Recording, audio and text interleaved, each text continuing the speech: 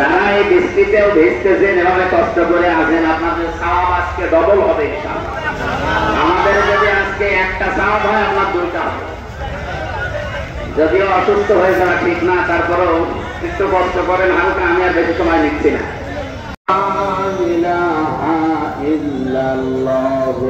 মুহাম্মাদুর রাসূলুল্লাহ। ফরিদপুরবাসী আমরা সব পাঠ দিলাম। ভূমিকায় যত কথা ছিল রাসূলের উপরে একবারে দরুদ আর সালাম পাঠ করে সূরা মারিয়াম 41 নম্বর আয়াত, একটা মাত্র আয়াত যেহেতু পড়েছি, হক আদায় করা দরকার। আল্লাহ রাব্বুল আলামিন বলেন, আযকুর ফিল কিতাবে ইব্রাহিম। আমার এই কিতাবে কোরআনে কারিমে আমি ইব্রাহিম নবীর আলোচনা তোমাদেরকে শোনালাম। স্মরণ করো ওই সময়ের কথা, ইব্রাহিম আলাইহিস সালাম সম্পর্কে। হে নবী, আমার কিতাব কোরআনে আমি কি বলেছি আপনি দেখেন। ইন্নাহু কানা সিদ্দীকান নাবিয়্যা। একদিকে হযরত ইব্রাহিম আলাইহিস সালাম ছিলেন সিদ্দিক, আর একদিকে ছিলেন তিনি নবী। তাফসীরে ফি জিলালিল কোরআন, বিশেষ করে ফি জিলালিল কোরআন তাই আমি বেশি দেখেছি আয়াতের সাথে। মুফাসসির তিনি লিখেছেন সাইয়্যিদ কুতুব রাহমাতুল্লাহ আলাইহি। আরে আল্লাহ, এমনি একটু আওয়াজ কম করে। যারা এই বৃষ্টিতেও ভিজতেছেন, এভাবে কষ্ট করে আছেন, আপনাদের সওয়াব আজকে ডবল হবে ইনশাআল্লাহ। আমাদের যদি আজকে একটা সওয়াব হয়, আপনার দুইটা হবে। যদিও অসুস্থ হয়ে যাওয়া ঠিক না, তারপরেও একটু কষ্ট করেন হালকা। আমি আর বেশি সময় নিচ্ছি না। ইব্রাহিম আলাইহিস সালামের আলোচনা আল্লাহ আমাদেরকে শোনাচ্ছেন। এটা ১৫০০ বছর আগে আল্লাহ নাযিল করলেন। কি ছিল তার জীবনের ভেতরে, কেন তাকে আল্লাহ আমাদের জাতির পিতা হিসাবে ঘোষণা দিয়েছেন। আমাদের কি বানানো জাতির পিতা উনি? আল্লাহ নিজে বানিয়েছেন তাকে, এমনি এমনি বানাননি। তারপর জীবনী পড়ে আমি দেখেছি আল্লাহ জীবনে 50টা পরীক্ষা করেছিলেন ইব্রাহিম নবীকে। একটা পরীক্ষায় ইব্রাহিম নবী ফেল করেননি, প্রত্যেকটাই তিনি পাস করেছেন। আল্লাহ পাক তার এই পাস করা দেখতে দেখতে সর্বশেষ 50 নম্বর পরীক্ষায় এসে এই দুইটা উপাধি তাকে দিয়েছে। তিনি একদিকে ছিলেন সিদ্দিক, আর একদিকে ছিলেন তিনি নবী। সিদ্দিক কাকে বলে? বাংলাদেশে একটা কথা প্রচার করা আছে, যারা সত্য কথা বলে তারা সিদ্দিক না। শুধু সত্য কথা বললে তারা সিদ্দিক হয় না। সত্যকে সত্য জানার পরে যারা দ্বিধাহীন চিত্তে প্রশ্ন ছাড়া বিনা বাধায় বিনা টেনশনে যারা মেনে নিতে পারে, এই মানুষগুলো সিদ্দিক। কথা বুঝতেছে? এই দেশে এখন ৭৩টার উপরে দল কাজ করছে। ধর্মীয় বলেন আর জেনারেল বলেন, সবার চিন্তায় এই দেশে শান্তি প্রতিষ্ঠা করা। কিন্তু পৃথিবীতে শান্তি প্রতিষ্ঠা হতে পারে যার দ্বারা, তার নাম ইসলাম। এ বিষয়ে মত পার্থক্য আছে আমাদের। ইসলাম ছাড়া শান্তি সম্ভব নয়। ৫৪ বছর তার প্রমাণ। পৃথিবী তৈরি হওয়ার পর থেকে অনেকেই জীবন দিয়ে পর্যন্ত চেষ্টা চালিয়েছে। আপনি লেনিনের জীবনী পড়েন, কারণ শেষ করে দিয়েছে শান্তি প্রতিষ্ঠার জন্য, সমাজতন্ত্রের জন্য জীবন শেষ করে দিয়েছে। কিন্তু শান্তি দুনিয়ায় কানকে দমানের দিতে তারা বেড়েছে। অথচ আমাদের নবী মুহাম্মদ রাসূলুল্লাহ চেষ্টা তিনি ১৭ বছর থেকে ৪০ ২৩ বছর করেছিলেন। তিনিও কানকে দমানের শান্তি দিতে পারেননি। কিন্তু যখনই কোরআনে কারিম হাতে পেলেন, মাত্র এই ২৩ বছরের জীবনে, কারণ মাত্র ২৩ বছরে তার উপরে কোরআন নাযিল হয়েছিল।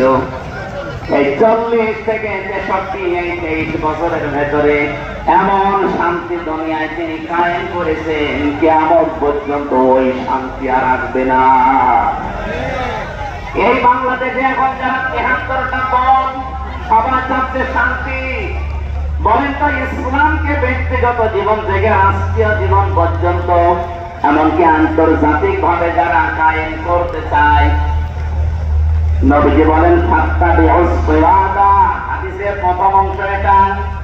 হে আমার উম্মতেরা, যখন দেখবে তোমাদের ওই জামানা ইসলামকে সব বিভাগে কায়েম করতে সক্ষম যারা, তোমাদের দায়িত্ব হচ্ছে ওই দলকে তোমরা সাপোর্ট করবা।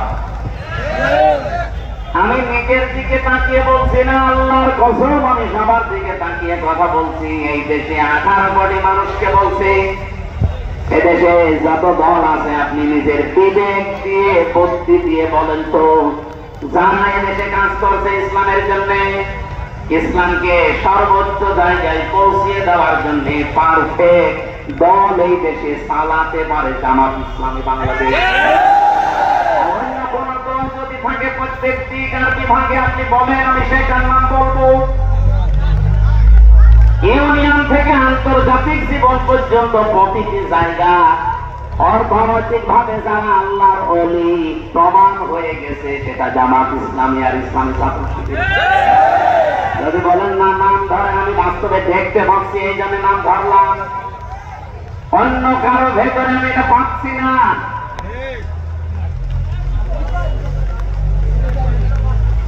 আগস্টের 5 তারিখের পর থেকে এই 12টা মাসের ভেতরে আপনি একটু তাকিয়ে দেখেন, কত মানুষ ইমান পর্যন্ত অলরেডি বিক্রি করে দিয়েছে।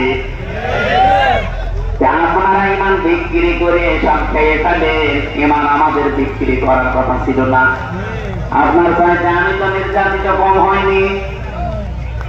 আগস্টের 5 তারিখের পর থেকে আমির জামাতে যে গত পরশুদিন ঘোষণা দিয়েছে, অনেকে টাকার বস্তা নিয়ে তাকে রিকোয়েস্ট করেছে যে এটা রাখেন।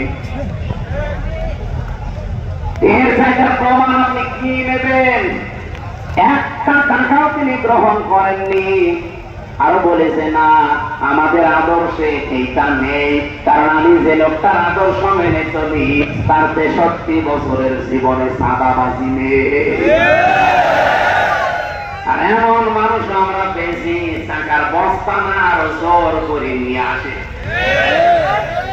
এর টাকার কি প্রমাণ দেখবেন আপনি? এই ফরিদপুরের 2 জন কৃতি সন্তান, আমরা আন্দাজে যা তা নাম বলেন না কেন, তারা প্রমাণ করে দিয়েছে তারা দুর্নীতি মুক্ত ছিল।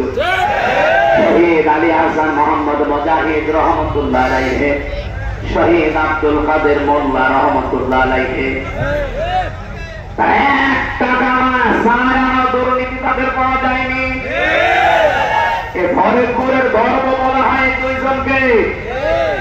আপনি দেখেছেন মন্ত্রী ছিল, বাড়ি থেকে খেসুড়ি ভাত রান্না করে নিয়ে খাচ্ছে।